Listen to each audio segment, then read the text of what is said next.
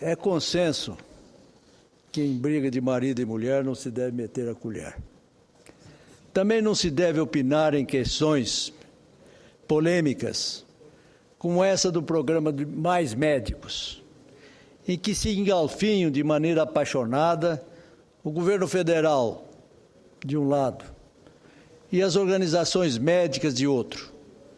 Creio, porém, que dos ângulos diferentes em que se encontram, somam prós e contras. Mas nesta questão, em razão de ofício, me atrevo a manifestar. Do lado do governo, a responsabilidade de equacionar e efetivamente resolver a extensão da saúde nas periferias das cidades aos grotões mais distantes do território nacional, sobretudo. Do lado das entidades médicas, o dever de alertar que a assistência à saúde seja realmente adequada aos seus princípios básicos, ou seja, a plenitude de vida saudável a toda a população, hoje considerada por todos muito precária. Não há como considerar as razões prudentes de ambos os lados e dela tirar uma resultante. Fica-se entre dois fogos que partem de canhões potentes. Se atende ao governo, nos termos da medida provisória, desconsidera-se uma valiosa opinião das entidades médicas. Se curva a esta totalmente, prejudica-se uma decisão oficial, que entendo mal articulada, porém bem intencionada. E não desejo, senhoras e senhores senadores, crer que tem objetivo mesquinho de cunho eleitoral, pelo menos da parte da senhora presidente Dilma Rousseff. Porém, se o programa der certo, a ânsia demagógica do lulopetismo desejará dele obter frutos eleitorais. Desde quando ocorreu a notícia do programa governamental Mais Médicos, a ele me manifestei minha simpatia, ressalvados algumas dúvidas, como a da contratação de médicos cubanos, sem a obrigatoriedade do processo avaliatório do Revalida, agora descartada para priorizar portugueses e ou espanhóis ou outros de outras origens, em caso de necessidade de contratação de médicos estrangeiros. Surpreendemos, senhor presidente e senhoras e senhores senadores. Na segunda-feira, uma declaração da tribuna do eminente senador Álvaro Dias, de que a Sociedade Médica Espanhola fez restrições à participação de seus filiados médicos num eventual convite do governo brasileiro para aqui participar do programa Mais Médicos. Ainda acrescentou o senador Álvaro Dias que aquela entidade arrolou como razões as mesmas que as organizações médicas brasileiras cotidianamente estão alertando, e acrescentaram enfaticamente que tal programa o Brasil não contará com a contribuição dos médicos espanhóis. Realmente triste mesmo, senhoras e senhores senadores. Aqui no Senado da República, tenho recebido manifestações de prefeitos de todo o país, como vossas excelências também o têm, reclamando do descaso das autoridades federais com relação à saúde, sobretudo para as ações municipais que tentam implantar, mas carecem de recursos. Não posso, em razão do munus que estou investido, não posso, em razão da minha formação humanística, ficar imune e indiferente aos reclamos dos entes municipais, ficar surdo à voz das ruas, nem mudo para não vocalizá-las. Clamo sim, senhor presidente, por uma posição firme do governo federal. E minha simpatia ao seu propósito macro irá até o ponto em que o programa Mais Médicos seja consentâneo àqueles representantes dos profissionais médicos, que, pelo calor da experiência aurida no campo da saúde, oferecem o norte capaz de garantir e dar vitalidade permanente ao programa governamental. Senhoras e senhores senadores, trago-lhes ao conhecimento uma opinião abalizada.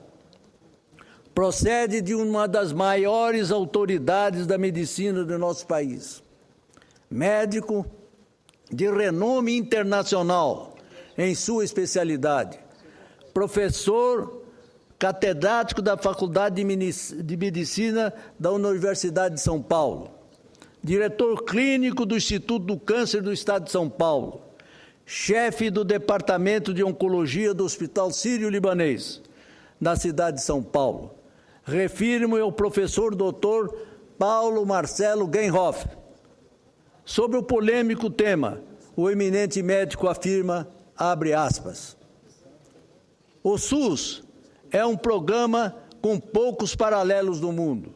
No entanto, ainda existem graves problemas na saúde, particularmente em relação ao acesso aos serviços pelos mais necessitados. Analisando as recentes iniciativas do governo federal, parece que a classe médica foi escolhida para ser o bode expiatório do SUS e que o simples aumento do número de médicos resolverá imediatamente todos os problemas. Diz Sua Senhoria que é um ledo engano. E continua, Sua Senhoria, a razão real para estas deficiências é a falta crônica de recursos. O nosso sistema público investe menos do que 4% do PIB, praticamente a metade em comparação a outros países com serviços públicos de saúde. O subfinanciamento da saúde impacta, e muito, na qualidade dos serviços prestados. Os investimentos em infraestrutura são insuficientes, com a falta de ambulatórios, pronto-socorros, laboratórios, equipamentos e hospitais. Boa parte da assistência pública é realizada em pronto-socorros e instituições privadas, onde a remuneração pela tabela do SUS não é suficiente para mantê-las funcionando adequadamente. Haja vista a situação financeira precária das santas casas e a redução no número de leitos disponíveis para pacientes do SUS. Ainda acrescenta o eminente médico, da mesma maneira, a remuneração dos profissionais da área de saúde chega a ser aviltante. Sobram notícias sobre salários mirabolantes para médicos no SUS, em locais longínquos. Mas, na realidade, da maioria dos médicos é outro. A jornada é longa e difícil. São 6 anos de faculdade, mais 2 a 5 anos de residência, dependendo da especialidade. A vida profissional começa após os 30 anos de idade. Ao contrário do que muitos pensam, a maioria dos médicos que atende o SUS o faz por vocação, com grande desapego ao salário, tendo que complementá-lo com um segundo emprego na prática privada. Surpreendentemente, agora a culpa pelos problemas da saúde recai sobre os médicos, como se a sua simples presença solucionasse todas as carências do setor. Somos um país que precisa de mais cérebros e um médico custa caro para se formar. Ainda afirma o Dr. Paulo Hoff, como outros países, podemos aceitar médicos estrangeiros, desde que tenham comprovado sua capacidade. Países como os Estados Unidos e a Inglaterra exigem uma prova de revalidação de quem queira trabalhar em seu solo. Nossa população merece o mesmo cuidado e proteção. Aliás, mesmo os médicos formados no Brasil deveriam se submeter a uma prova de qualificação após a faculdade. A decisão de aumentar o curso de medicina em 2 anos, não para melhorar a formação do médico, mas para obrigá-lo a atender ao SUS compulsoriamente, é uma medida de apelo popular, mas com resultados questionáveis. Os médicos já levam de 8 a 11 anos para se formar e agora precisarão de mais 2 anos para entrar no mercado de trabalho. Esta demora pode levar a um menor interesse na carreira médica e espantar os melhores candidatos. A medicina é uma profissão com diferentes áreas de atuação, desde o atendimento básico até as áreas de alta complexidade. Como proposto, os alunos serão obrigados a realizar uma tarefa para a qual nem todos têm vocação. Ainda diz o eminente médico, vivemos em um país democrático, onde as pessoas podem e devem escolher seus caminhos. Esta medida autocrática fará com que as populações atendidas tenham à sua disposição um médico nem sempre interessado no que está fazendo, que está apenas esperando o final do seu tempo obrigatório para ir embora e prosseguir com a sua especialização. O governo poderia atingir o mesmo resultado com medidas muito mais democráticas. Por exemplo, poderiam ser criados programas de residência voltados para o atendimento básico, associado a um plano de carreira competitivo. No mínimo, seria salutar uma ampla discussão com a sociedade antes da implementação desta medida. A falta de médicos no interior é consequência e não a causa dos problemas da saúde. Caso se estabeleça a infraestrutura adequada, um salário decente e um plano de carreira atraente, não haveria falta de médicos no interior do Brasil. E conclui o eminente médico Dr. Paulo Hoff. Os médicos brasileiros se esforçam diariamente pela saúde de nossa população e merecem mais respeito e participação nessa discussão. Senhor presidente, as palavras do eminente professor Dr. Paulo Hoff precisam ser bem meditadas e avaliadas pelo Senado da República, principalmente. A questão não é tão simples como se pensa, e opiniões como a dele devem ser refletidas por nós, a fim de que decidamos aqui as melhores propostas para atender à saúde de todos os brasileiros. Senhor presidente, senhoras e senhores senadores, esta Casa começará, portanto, a analisar brevemente a medida provisória que institui o programa Mais Médicos, que poderá ser um marco regulatório no linguajar corrente de uma política de saúde que consagre o princípio constitucional da Carta Cidadã, de que todos os brasileiros terão realmente assegurado o direito à saúde e que o Estado reconheça como seu dever dar-lhes esta assistência. Mas, senhor presidente, confesso, e talvez seja uma dúvida que aposta a consciência de todos nós, quanto ao texto extenso e complicado da MP 621/13. Esta dúvida está demonstrada pelo número de emendas oferecidas ao texto. 567 emendas, entre modificativas, aditivas e substitutivas, a que demandará um profundo estudo do eminente relator. Não me parece didático, senhor presidente, senhoras e senhores senadores, a conjugação de assuntos específicos à educação na área do ensino superior e a coordenação das atividades dos médicos participantes. Achei muito confuso, repito, achei muito confuso o texto a respeito.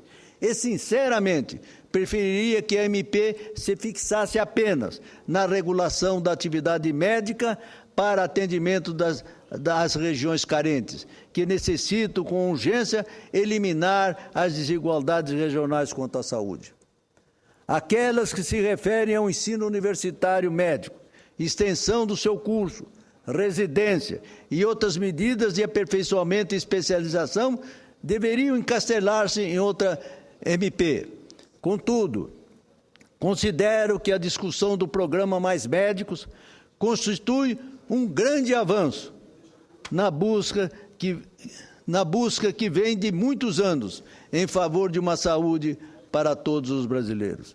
Fica, portanto, aqui, senhora presidente, consignado pela minha modéstia palavra, as razões da minha preocupação e o desejo sincero que o Congresso Nacional, em bem analisando a medida provisória do programa Mais Médicos, encontre um consenso entre o governo federal e as entidades médicas, que desejam, como todos nós, uma solução que realmente represente uma política de saúde eficaz e consentânea com a realidade brasileira. Esse é o meu pronunciamento, inclusive de despedida nesse período que temos, e espero e desejo a todos os senhoras senadores e senadores que tenham um proveito nesse período em que poderemos meditar nos nossos estados sobre os próximos passos que o Congresso Nacional haverá de decidir no segundo semestre, que, no meu modo de entender, vão representar muito para aquilo que nós todos desejamos, que é a prevalência dos direitos de todos e do regime democrático que temos defendido desde a Constituição de 1988, do qual participou aqui, pelo que me parece, o eminente e amigo e senador Paulo Paim. Mas me parece que o senador Flecha Ribeiro quer me honrar com uma parte, o que concedo com o maior prazer. Senador Figueiró, quero parabenizá-lo pelo seu pronunciamento sobre a medida provisória que trata do programa Mais Médicos, Mais Saúde. Vossa Excelência leu um artigo do eminente professor Dr. Paulo Hoff, e fazendo comentários, eu vou tratar do mesmo assunto. Vou pedir minha inscrição pela liderança da minoria para tratar do mesmo assunto. Nós temos uma convocação para a instalação da comissão mista para tratar da medida provisória 621, que é exatamente a que trata deste assunto. Ela tem, da parte dos médicos, no Brasil por inteiro, ainda ontem a mídia mostrou movimentação dos médicos em várias cidades contrários à medida provisória. Vou fazer também a leitura de um artigo de um médico com quase 20 anos de formado, meu filho, pós-doutorado pela Universidade Federal de São Paulo, que mostra e faz uma análise da medida provisória que deve e vai ser por nós discutida e com certeza absoluta terá que ser corrigida naquilo que é necessário. Ainda semana passada fiz um pronunciamento também de que não basta médico para resolver o problema da saúde. Não há saúde sem médicos, mas também os médicos sozinhos não vão fazer milagre. É preciso que tenha infraestrutura, que se colocar o médico no interior, aonde você não tenha infraestrutura de diagnóstico ou não tenha outras especialidades na área da saúde, que só o médico não vai resolver o problema, precisa ter psicólogos, biólogos, enfermeiros, e por aí é uma estrutura que tem que ser. E isso só se vai conseguir com investimento na saúde. O Brasil tem um dos piores orçamentos dos países, já não falo nem dos desenvolvidos, aqui ao lado dos nossos vizinhos, também, comparado com a Argentina, o nosso orçamento per capita é 25% menor do que o da Argentina. Então, quero parabenizá-lo pelo pronunciamento que Vossa Excelência fez. Eu agradeço, senador Flecha Ribeiro, o seu à parte, porque corrobora com as afirmações que fiz, e Vossa Excelência, inclusive, conhece o eminente professor Dr. Paulo Hoff e pode testemunhar, inclusive, pelo relacionamento que tem com ele, a validade das observações e a diversidade